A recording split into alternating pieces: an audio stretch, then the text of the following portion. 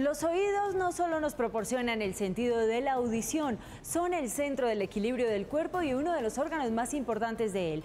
Y ahora que estamos para algunos en época de vacaciones y en plena temporada de lluvias, tenemos un invitado muy especial. Se trata del doctor José Antonio Rivas, un prestigioso otorrinolaringólogo, quien nos hablará de los principales problemas auditivos de los colombianos y cómo cuidarnos de los permanentes cambios de clima, de sumergirnos en la piscina o en el mar y de muchas inquietudes que siempre tenemos sobre este tema tan delicado. Doctor, buena mañana, gracias por acompañarnos.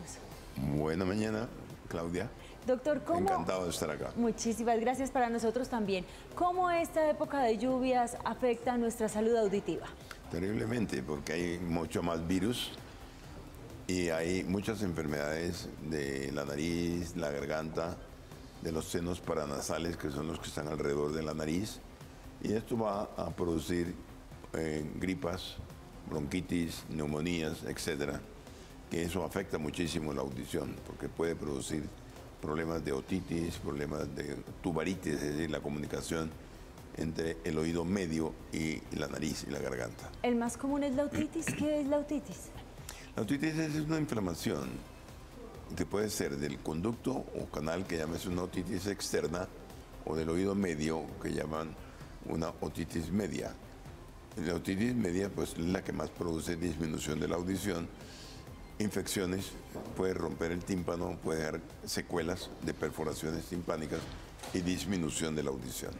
En esta época que es de lluvias en algunas zonas del país, pero también es aprovechada por muchos para salir de vacaciones, ¿cómo protegerse a los niños, a los adultos y a las personas mayores de los cuidados, por ejemplo, que deben tener en una piscina o en el mar? Las piscinas en el mar producen humedad en el oído y sobre todo pueden producir una otitis en el canal del oído, en el canal externo, que eso produce dolor, produce secreción, produce, cuando se tocan el oído, dolor bastante, y puede producir disminución de la audición. Para allí lo mejor es utilizar protectores en el oído para que no entre agua al oído, y si entra agua se aconseja, si no hay una perforación del tímpano, aplicar un poquito de alcohol.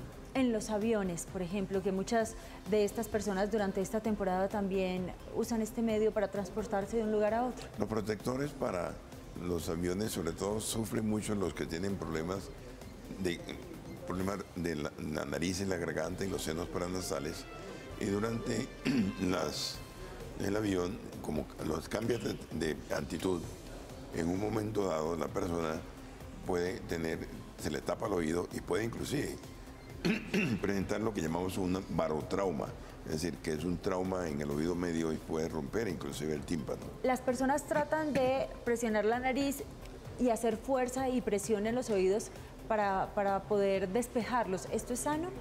Sí, está bien, siempre y cuando no haya secreción en la nariz.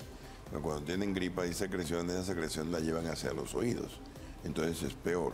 Pero eso es una cosa que se puede hacer. Realmente eso se llama la prueba de Valsalva.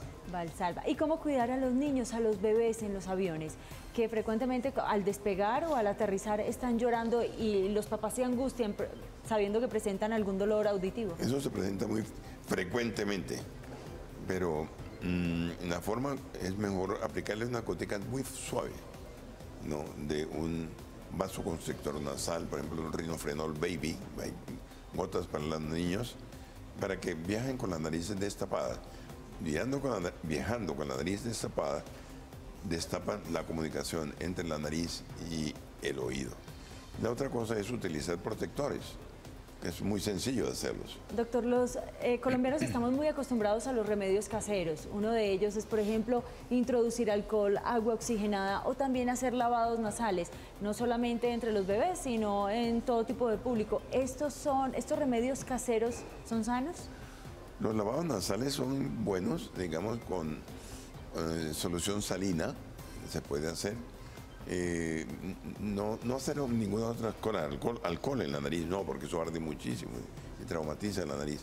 Para el oído aconsejamos alcohol siempre y cuando se moje el oído, el canal dentro con agua. Y hay personas que le dan golpes a la cabeza. ¿Debería hacerse desde el oído para sacarlo? ¿O Sí, con hay que poner, lo ideal es poner la oreja hacia arriba, hacia atrás, bajar la cabeza y hacer movimientos para que salga. Pero en esos casos puede aplicar alcohol siempre y cuando no haya una lesión en la membrana del tímpano. ¿Esto debería hacerse cada cuánto? Cuando se baña en el mar, cuando se baña en piscinas, no más. ¿Qué hábitos debemos tener los colombianos para cuidar nuestra capacidad auditiva? Es muy importante los hábitos que puedan tener, es decir, no escuchar música o ruidos estridentes muy altos. Pero hagamos un llamado de atención en ese sentido, doctor, porque ahora se ven a los niños desde corta edad, a los adolescentes también, no solo en el gimnasio, sino ya en cualquier momento con unos audífonos y escuchan música muy alta. ¿Cuáles son los perjuicios que trae eso? Es decir, la música se puede escuchar, pero cuando una música sube de 80, 90 decibeles, está traumatizando el oído y también depende el tiempo que está utilizando este sonido tan alto. Entonces, esto puede producir lesiones en el oído y por eso en estos momentos la gente joven va a ser más sorda que las antiguas generaciones. En el campo, por ejemplo, la gente conserva mucho más la audición que en las ciudades, por el ruido de las ciudades. Hay ciertos sitios en la ciudad donde el ruido sube de 100, 110 decibeles y eso produce sordera. ¿Hay algo que hacer cuando una persona ve que se está viendo afectada su capacidad auditiva y que no necesariamente es producto de la edad? Evitarlo, estar en sitios donde sean muy ruidosos o utilizar protectores para cuando no puede evitar el sitio porque trabaja en esos sitios, por ejemplo. Es decir, protegerse es la mejor medida. Doctor, ¿se confunde el dolor de cabeza con un dolor de oído?